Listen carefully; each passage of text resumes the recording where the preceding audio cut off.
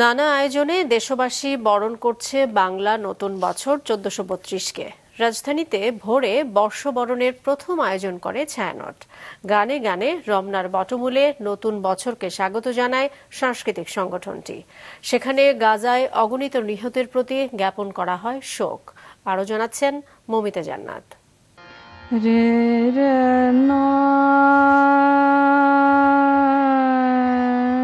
আলো আঁধারের সন্ধিক্ষণে রাগালাপ ভৈরবীর আহ্বানে নতুন বছরের নতুন সূর্যের আবাহন।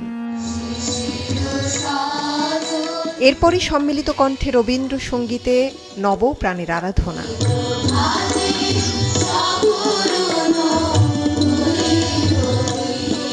প্রভাত আলোয় রমনার সবুজ প্রকৃতির প্রচ্ছদে সুরবাণীর অঞ্জলিতে মানুষ, দেশ ও বিশ্ব বন্দনার মধ্য দিয়ে ঐতিহ্যবাহী সংগঠন ছায়ানট বরণ করল ১৪৩২ বঙ্গাব্দকে।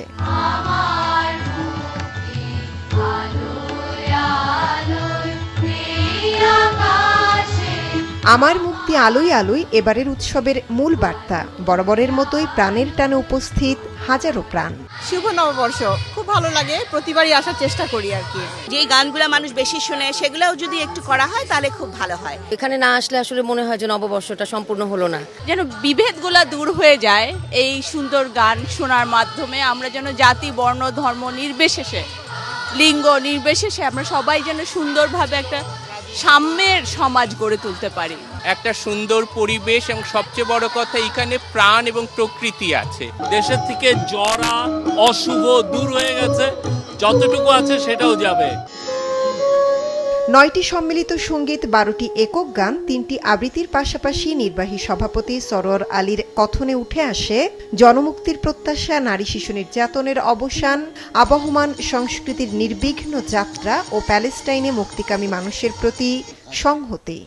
একদিকে মুক্তির জল আকাঙ্ক্ষা অর্জনের প্রত্যাশা, অন্যদিকে পীড়াদায়ক বিদ্বেষ বিভক্তি, নারী ও শিশুর অমানবিক মর্যাদাহানি ও অপরিণামদর্শী অসহিষ্ণুতা, আদায় ভয়াবহ মানবতার বিপর্যয় এবং গণহত্যা, বিশেষ করে শিশু হত্যার তীব্র নিন্দা জানাচ্ছি আমরা।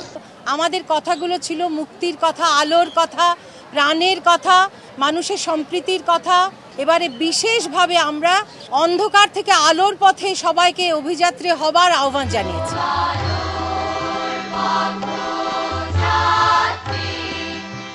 মানুষের ইতিহাস অজ্ঞতা ও অপ্রেমের আধার থেকে জ্ঞান ও প্রেমালোকের পথের যাত্রার, অর্থাৎ নয়নে আধার যতই ঘনিয়ে আসবে, ধ্যানের আলোক রেখা ততই উজ্জ্বল হবে। ঐতিহ্যবাহী সংগঠনের ছায়ানট তাদের বর্ষবরণের উৎসব থেকে এবছর আবারও সেই আলোর পথের যাত্রার ডাকি দিল। মৌমিতা জান্নাত, মাছরাঙা সংবাদ, ঢাকা।